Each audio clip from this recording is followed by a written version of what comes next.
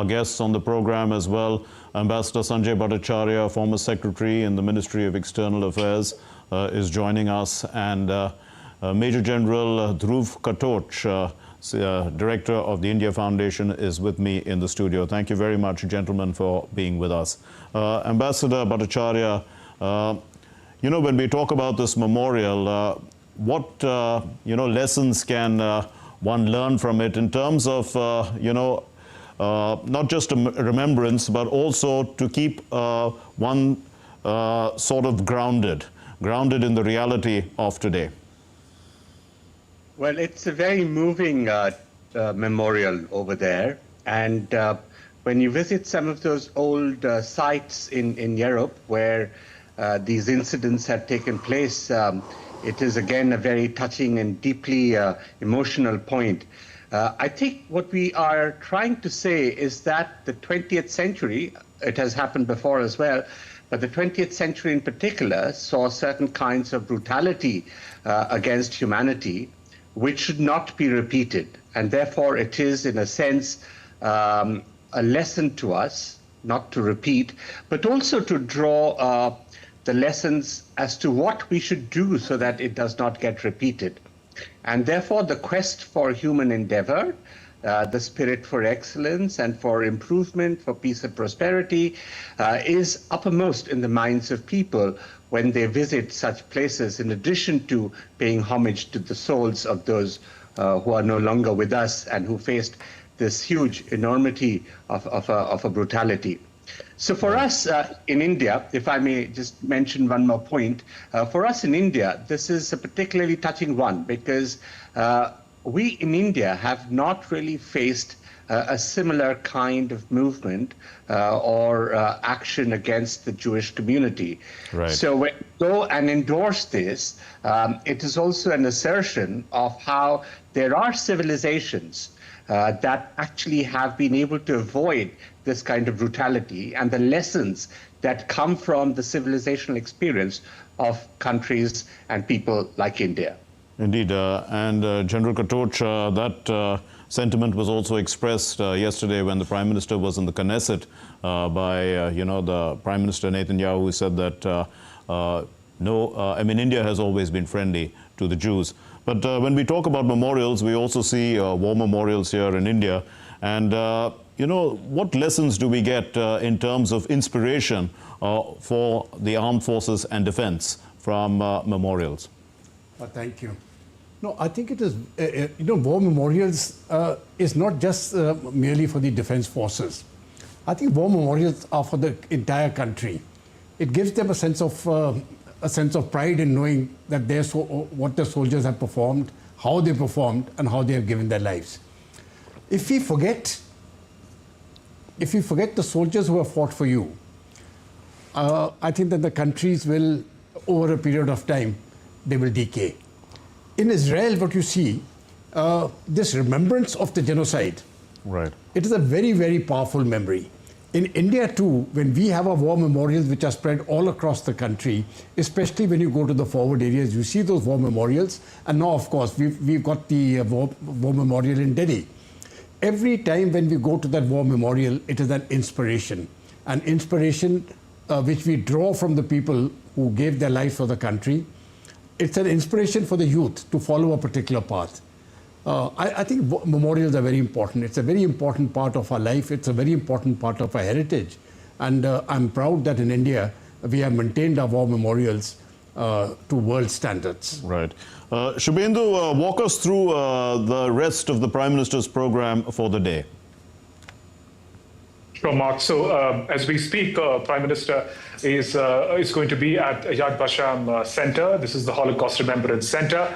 Thereafter, Prime Minister is going to call on President Isaac Herzog of Israel. And after that, what one has been waiting for, the bilateral engagement between Prime Minister Narendra Modi and Prime Minister Benjamin Netanyahu will take place. The expectations are very high. India and Israel in the past decade have achieved a great amount of closeness and convergence in diverse areas. The strategic partners, there's been over around 9 years of that already. So the moment is really fertile for new developments to happen. Expectations from stakeholders across sectors is that the partnership is going to be taken forward in many ways.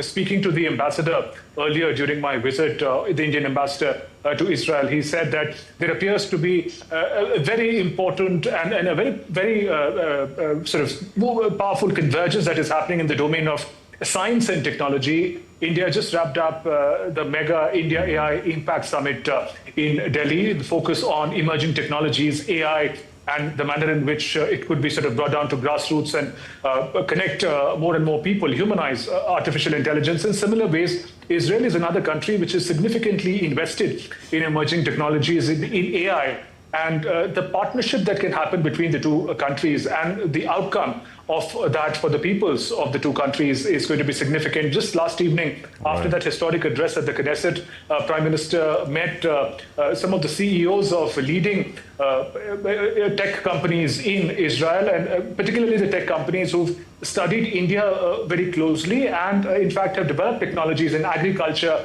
in pharmacology, in computer, in antivirus sort of technologies, where they can work in partnership with India. So India, Israel coming together on the innovation front is one of the key expectations, the manner in which that roadmap is going to be laid out by the leaders. So that happens as a final event. There are going to be some call-ons by noted members of Israeli civilian society later in the day as well, before Prime Minister Modi wraps up his visit and returns home. Mark?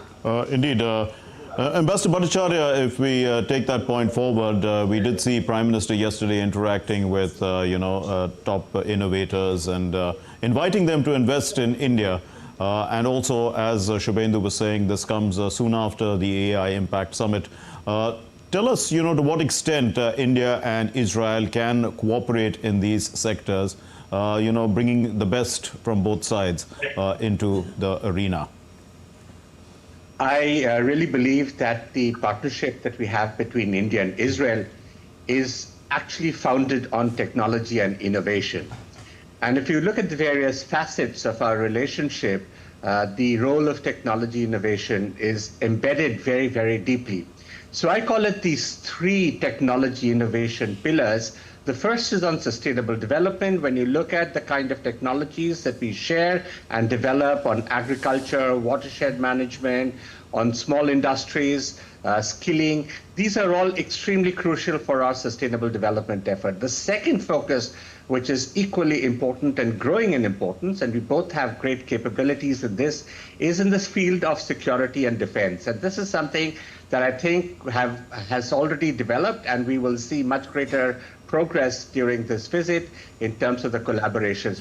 This is not just in terms of the kind of platforms that you have for air defense or missile systems or laser capabilities, but also in terms of the kind of collaboration that you do develop, in terms of the partnerships that you have to bring about new industry into this particular sector. Also closely related is a kind of information intelligence sharing and capacities on counterterrorism, which is a shared threat of both our sides, and some of the agents are actually similar. But the most critical, and the one that I think will see the biggest highlight during this visit, is what we call technology innovation for the future. And that is what the correspondent also mentioned about AI. There is another area of quantum computing, which is very, very critical. We are getting into cyber collaboration in the space area. But the fundamentals of this is with the kind of people that we bring together. So there are thousands of Indian students in the STEM areas who are studying in Israel in the top universities over there. We have innovation labs, which have been set up on both sides, hackathons to realize and bring out the potential of the greatest capabilities of young people and also entrepreneurs. And so this is something that is going to drive it forward. The level of investment between the two sides is still somewhat modest, but the potential will be great as we get into these new areas. General Katoch, I mean, in terms of defense, of course, most people admire the abilities of Israel to defend itself in an environment which is rather hostile. And it has brought in a lot of technology into its defense capabilities. Amongst them, of course, is the Iron Dome. When we look at India also hopes to develop Sudarshan Chakra and anti-defense, anti-missile systems. To what extent, is cooperation moving forward in defense in very critical and areas of capabilities?